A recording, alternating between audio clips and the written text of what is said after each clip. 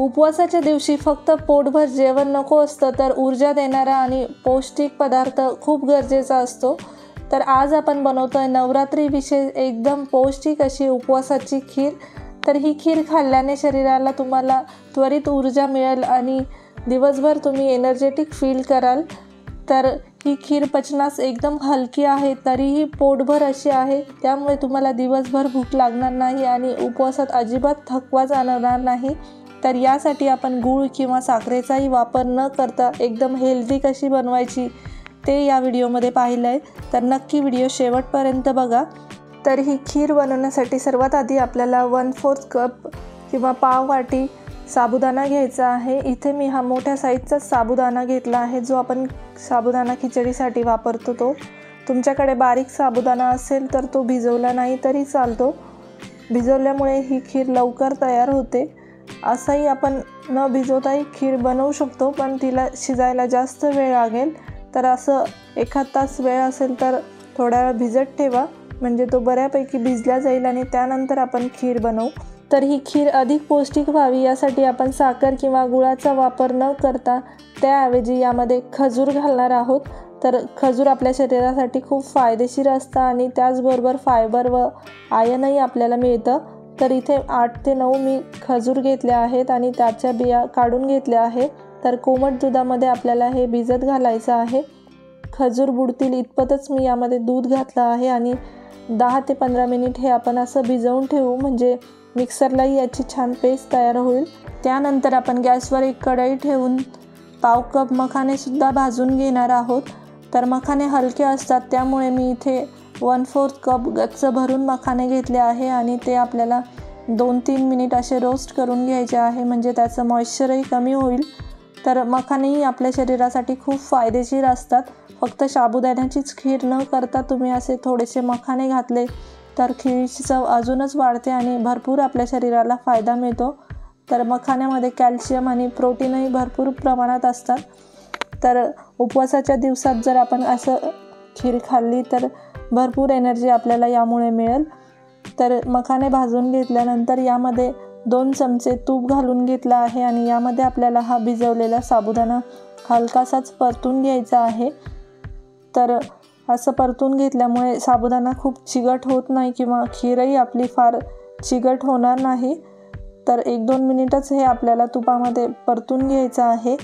इथे नॉनस्टिकची कढईसुद्धा तुम्ही वापरू शकता, त्यामुळे हा साबुदाणा खाली चिटकणार नाही। साबुदाणा बऱ्यापैकी चिकट असतो, त्यामुळे हा खाली चिटकतोच, पण आपण यामध्ये दूध घालणार आहोत तर हा पूर्ण निघून जाईल। हा साबुदाणा हलकासा तुपामध्ये परतून घेतल्यामुळे खिरीमध्ये अजिबात तो चिकट होत नाही आणि छान मोकळा होतो। तर 1-2 मिनिट मी परतून घेतल्यानंतर यामध्ये दूध घालून घेणार आहे। तर यासाठी मी अर्धा लिटर दूध घेतला आहे, त्यातलं सुरुवातीला आपल्याला अर्धच दूध घालायचं आहे आणि त्यामध्येच आपल्याला सुरुवातीला हा साबुदाणा शिजवून घ्यायचा आहे। तर खिरीसाठी शक्यतो तापवलेलंच दूध वापरायचं, म्हणजे ते फुटत नाही।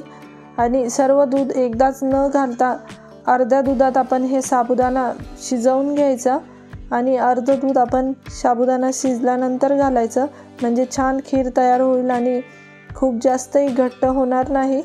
तर एकजीव करून घ्यायचं छान आणि याला उकळू द्यायचं, म्हणजे हा बऱ्यापैकी शिजेल। तोपर्यंत आपण इथे हे मखाने बारीक करून घेणार आहोत मिक्सरला। तर पल्स मोडवर 1-2 वेळेस फिरवून आपण थोडे जाडसरच मुरमुऱ्यासारखे हे ठेवायचे, म्हणजे खिरीमध्ये खाताना छान लागतात आणि खीरही खायला खूप टेस्टी होते। तर मध्ये आपल्याला ही खीर हलवत जायचं आहे, म्हणजे साबुदाणा जसं शिजत जाईल तसं हे मिश्रण घट्ट व्हायला लागतं।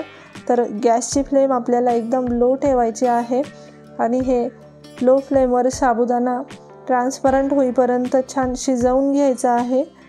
तर साबुदाणा शिजत आहे तोपर्यंत आपण खजूरसुद्धा बारीक करून घेणार आहोत।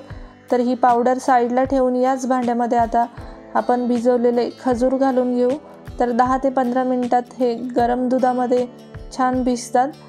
तर यालाही छान वाटून घ्यायचं, याची पेस्ट करून घ्यायची आणि इथे आपली ही खीर बऱ्यापैकी शिजली आहे आणि साबुदाणाही ट्रान्सपरंट दिसत आहे। तर तुम्ही बघत असाल असा मऊसूत शिजल्यानंतर यामध्ये आपल्याला मखाण्याची पावडर घालून घ्यायची आहे। तर साबुदाण्यालाच थोडा वेळ लागतो शिजण्यासाठी, मखाण्याची पावडर लगेच शिजते, त्यामुळे ही शेवटी घालायची, सुरुवातीला यामध्ये घालायची नाही। तर आता छान एकजीव करून घ्यायचं आणि 1-2 मिनिट हे गरम याच्यामध्ये शिजवून घ्यायचं। तर हळूहळू हे घट्ट व्हायला लागतं मिश्रण। तर आता आपण वाटून ठेवलेली खजुराची पेस्ट यामध्ये घालून घ्यायची। तर पाणी न घालता आपल्याला हे वाटून घ्यायचं। जेवढं दूध होतं त्यामध्येच आपण हे मिक्सरला फिरवून घेतलं आहे आणि छान बारीक पेस्ट तयार करून घेतली।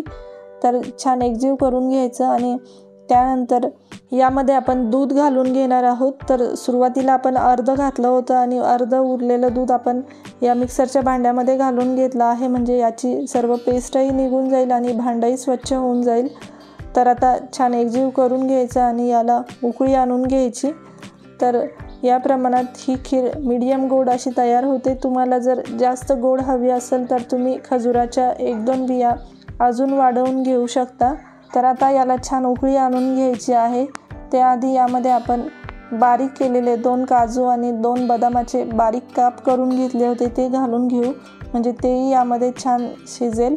तर हळूहळू घट्ट व्हायला लागते, तुम्हाला हवी तेवढी घट्ट किंवा पातळ ठेवायची त्यावेळेस तुम्ही गॅस बंद करू शकता।